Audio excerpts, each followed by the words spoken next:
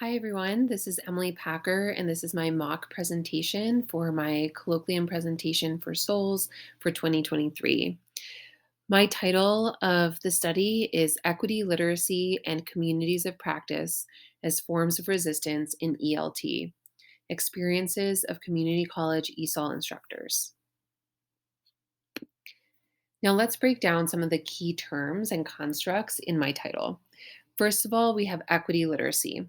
Equity literacy is the skills and consciousness that enable us to recognize, respond to, and redress conditions that deny some students access to opportunities enjoyed by their peers. Paul Gorski is the seminal author for the equity literacy framework. Then we have community of practice, a group of people who share a common concern, a set of problems, or an interest in a topic, and who come together to fulfill both goals, both individual and group goals. Often focus on sharing best practices and creating new knowledge to advance an area of professional practice. ELT stands for English Language Teaching. ESOL stands for English to Speakers of Other Languages. So, once again, the title of my study is Equity Literacy and Communities of Practice as Forms of Resistance in ELT, Experiences of Community College ESOL Instructors. Now, let's talk about my positionality because it informs everything about this study. So, I applied to the PhD program because I was at a point in my teaching career and practice that I felt that I was getting comfortable and I was being complacent to systems that were operating, that were built for people that looked like me by people that looked and sounded like me. And by that, I mean a white, middle class, English only speaker of American citizenship. And I noticed that oftentimes there were very great divisions between the system that I was working for and within, and how it benefited and um, did not benefit my students. And my students do not look like me. My students are an incredibly diverse group. I teach English to speakers of other languages. My students come from all over the world. They are immigrants, they are refugees. They speak a multitude of languages, come from very, very different, unique cultures. And the system that they are being educated in oftentimes does them multiple disservices. And so, as I was becoming more and more aware of this, as somebody who was educated within the system myself and who benefited from this, I realized that there was so much that I could do in addition to what I was doing to become an ally and an advocate for my students. But when I did my own research, I could not find information that situated equity efforts within the context I was teaching. And so I thought, I need to go back, I need to unlearn, I need to learn, and I need to explore this further. So, over the last 3 years, I've really been digging into why community college ESOL students have such a low success rate, whether or not this is due to systemic effort, systemic issues, teaching issues, learning issues, and I have come to this study. So, the problem that my study addresses is the colonial legacy of inequity and oppression within English instruction and how that continues to exist within the field of TESOL and within the field of ESOL. So, inequity and oppression come hand in hand with coloniality, and coloniality really was what first spurred the spread of English throughout the world. Now, instead of coloniality, we see this through globalization, we see this through modernization, but still, English is being spread, centered, and a very specific type of English is being centered while doing this, thus deeming other Englishes, forms of Englishes, as deficient. Students placed into community college ESOL tracks have weaker academic outcomes than others. In fact, there's only a 16% completion rate. And community colleges are the schools that educate the vast majority of adult English language learners in the country. And so for them to have only a 16% completion rate means that these institutions are really not serving the student population as they should. But equity efforts in the community college sector to confront and dismantle inequity and oppression are oftentimes disjointed and very disorganized. and very often individually led. Research on equity efforts in the community college focus on ESOL practice, pedagogy, and teacher training is also sorely lacking. And so, because of all of this, educators are left without a clear sense of how to counter inequity and oppression within ELT. And efforts to do so are often done alone. So, it rests on the shoulders of the instructors. And in addition to this problem, is that there is no federal form of tracking of these students, of whether or not they are doing well. All this is done individually throughout schools. And so the issue of the lack of completion rates is not being deemed a systemic problem. It's being left up to teachers to handle on their own. So, the purpose of my study is threefold. These are the main three purposes: to examine how community college ESOL instructors employ equity literacy practices to counter ongoing inequity and oppression in ELT, identify the barriers that they face and how they overcome these barriers, and then also to explore how involvement in a community of practice affects community college ESOL instructors' motivations to enact change in their classrooms. So, what I'm looking at here, because the the equity efforts are very individual, very disjointed. They are not reflected in the literature. My study focuses on highlighting instructors' practices that are centering equity efforts, so that readers, administrators, instructors can go ahead and see that this work is being done. And I'll definitely to explore the barriers that these instructors are facing. And these barriers, as I said, range from personal to on the side of instructors, learning issues, systemic issues. And so we're going to touch on that a little bit later. And then because these equity efforts are often done individually, I'm seeking to unite participants in a community to see how that affects their ability to enact change. My research questions are just my my study purposes changed into question form. So, how do these instructors employ equity literacy practices? What are the barriers? What are the methods used to overcome the barriers? And then, how does involvement in a community of practice affect these instructors' motivation to enact change? My theoretical framework is threefold. So, thinking about my problem, my purpose, and my research questions has really led me to center equity literacy throughout my research. And equity literacy centers equity rather than other things such as culture, which is very common in English language teaching.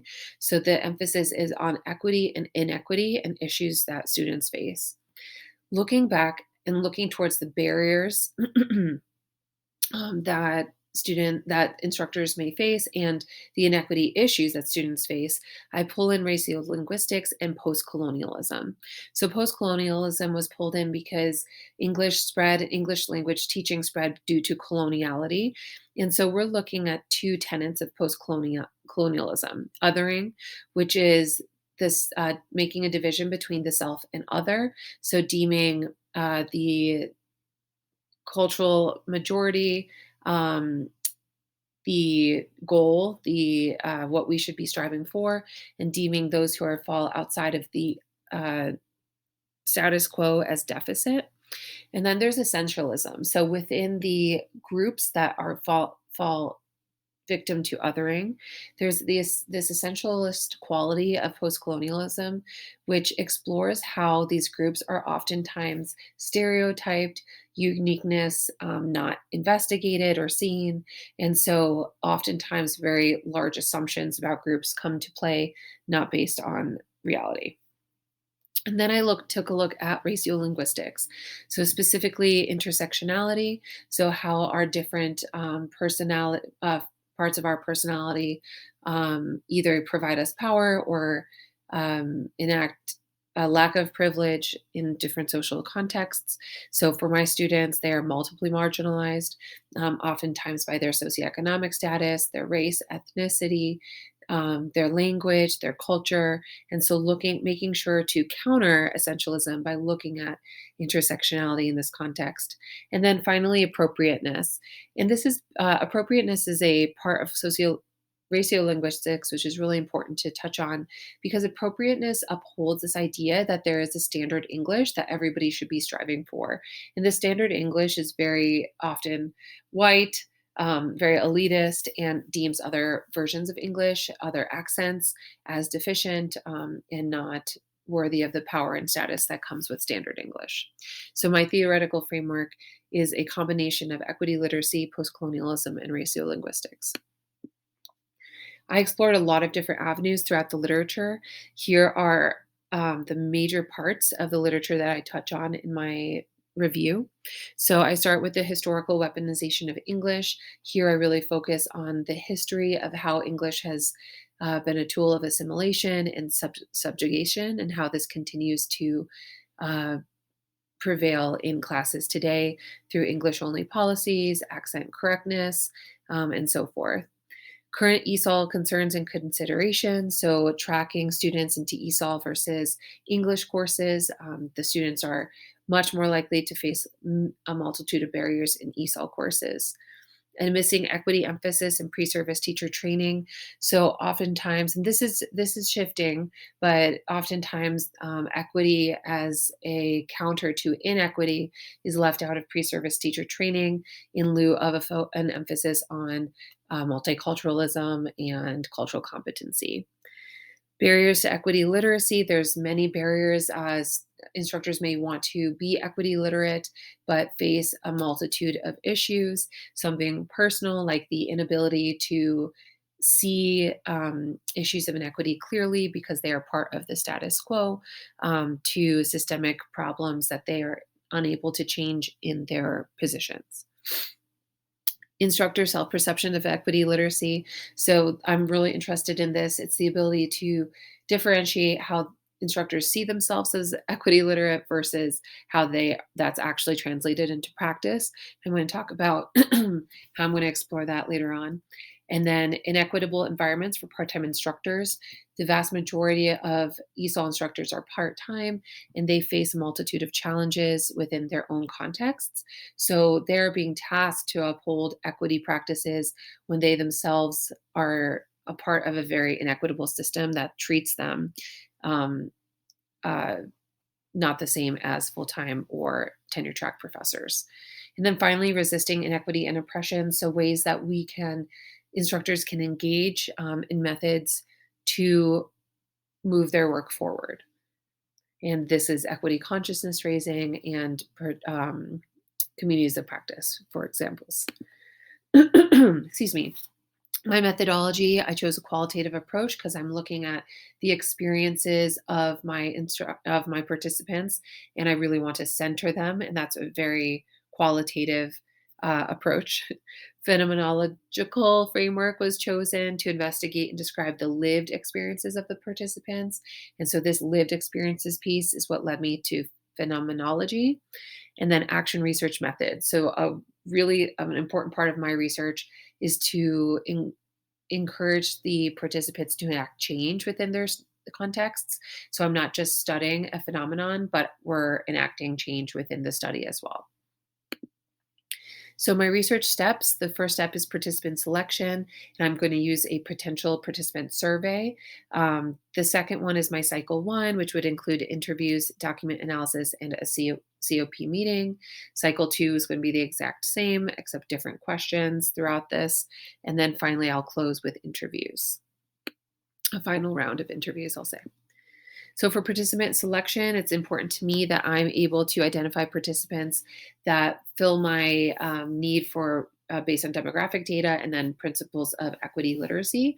So for demographic data, I'm going to use this data to be able to determine a wide variety of participants, a diverse set of participants, and that can look diverse in regard to academic rank, ethnicity, length of time teaching. And then for principles of equity literacy, it's important for me to identify participants who are familiar with uh, principles of equity literacy, even though they may not be able to use that language. And so some of the questions may ask are, what are some equity issues your students face as community college ESOL students? And what have you tried to do to address the equity issues students face? And so, although I'm not using the exact language from the framework, I am going to be able to explore and understand their understanding of the principles of equity literacy. And if we remember from before, it's to recognize. Um, it's to recognize inequity. It's to address inequity, redress inequity, and then sustain equity efforts in the face of adversity. So my cycle one is going to start off with interviews, one-on-one interviews with each of my participants. They're going to be semi-structured, recorded, and transcribed. After my interviews, I'm going to go and take a look at a document they provide for me. They will get to choose one of their documents, and I will be able to see how they employ equity literacy principles within their practice in this way. And then cycle one will end with the COP meeting. This will be a group meeting. It will be recorded and transcribed with guiding questions. So interview one, the purpose is to gain more information about the participants and how they address matters of inequity that affect their students, dig further into the challenges that they face, and then bring up any equity issues in their context that they've recognized but not addressed yet. So some of the questions I'll include are, what are the types of inequities your students face? And then could you tell me about specific experience where you've addressed inequity in your context? Document analysis, the purpose is to identify how participants employ the principles of equity literacy in their practice. This is a really rough guide that I've created that I'll use to go through their different documents. And we see that we have the 4 tenets on the left. The COP meeting, the purpose is to create an informal peer-to-peer learning space where participants share issues of inequity that they've encountered and gain feedback. It's to engage in dialogue, learning, and reflection. So some of the guiding questions: could you share your understanding of inequity and how its relationship to students? And could you share an issue of equity you've identified in your context and how you plan to address it? So this second question, participants will then create an action plan to address an issue of inequity within their context. Participants will be able to identify their issue on their own. So it will not be the same inequity issue. It will be very specific to them and their own practice. Cycle 2 will look exactly the same, just the questions will have changed slightly. So the purpose of the cycle 2 interviews is to learn more about the participants' understanding of the equity issue they identified, to understand how they created their action plan, and then to learn how they implemented their action plan, and then finally learn about the participants' experience in their COP meeting. So some of the questions: could you tell me about the issue you raised in the COP meeting? How did the COP meeting affect your action plan? Tell me about implementing your action plan. Document analysis will be the purpose will to be to identify how participants employ the principles of equity literacy in their action plan. So they will choose a document associated with their action plan. Maybe that's a lesson plan, maybe that's assessment, something that they utilize in their action plan. The final COP meeting, the purpose will be to maintain the space where participants share their experiences, how they implemented their action plan, receive and provide feedback, and engage in dialogue, learning, and reflection again. So some guiding questions will be: could you share your experience creating, implementing, and reflecting on your action plan? What are some successes and what are some challenges? A final round of interviews will be conducted, and this is to understand how the participants adjusted their action plan based on the COP meeting, learn about their further implementation of their action plan, and gain information about their experience in their 2 COP meetings. So some questions: could you tell me about your experience participating in the COP meeting for the second time? Tell me about tell me about implementing your revised action plan in your current context, and how has your understanding of equity issue changed during the process at all, if at all. For this project, some assumptions, limitations, and delimitations I have identified so far. So my assumption is that there are some community college ESOL instructors that are practicing equity literacy. And another assumption I have is that instructors can identify issues of inequity within their teaching practice that their students face. A limitation is that if I know my participants, because I will be doing purposeful sampling, that may affect their responses in the interviews. And then the amount of data that I'm saying that I'm going to collect right now is extremely large. So that might affect the rigor of my data analysis and interpretation, as that's going to be really time consuming. So that's something I would like to talk to my chairs about, my committee about. The delimitations are that I chose qualitative phenomenological research with AR methods. There were a lot of different routes that I thought about going down, but in the end, I think that these choices best suited the purpose of my study and the questions, as well as my theoretical framework. The data is going to be collected over a semester length, so 4 months of time, and I'm going to aim to have 4 to 5 participants. Some concerns and uncertainties I have. The strength I have gone back and forth writing my different pieces of my study, and I usually think in a very linear way. And so, since I've been attending to different pieces of this very individually, I'm a little bit concerned about the clarity and strength of the connection between my research problem, questions, and theoretical framework.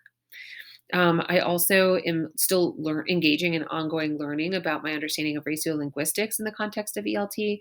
I originally was going to use critical race theory, but I, at the encouragement of my committee, have switched to ratiolinguistics. So I'm still in the beginning stage of learning about this. And then finally, the use of document analysis, part of the AR process. I am just not sure if this is I think that this will be a useful tool, but I'm not sure if it's the best. And so this is something, or more most applicable. So this is something I'd like to talk to my committee about. So I just want to end this with a big thank you to my dissertation committee, Dr. Serena Molina, Dr. Kalyanpour, who have been my mentors for just about 10 years. I appreciate you endlessly. My family, my husband and my daughter, who allow me to hole up in the basement while I need to do writing and researching and um, provide me with food. My family, and my in-law family, they've both been so supportive, as well as my Chelsea Rentala, who helps with Lucy and both of my dogs to provide me the emotional support I need. So if you have any questions, I would love to hear them. Thank you so much.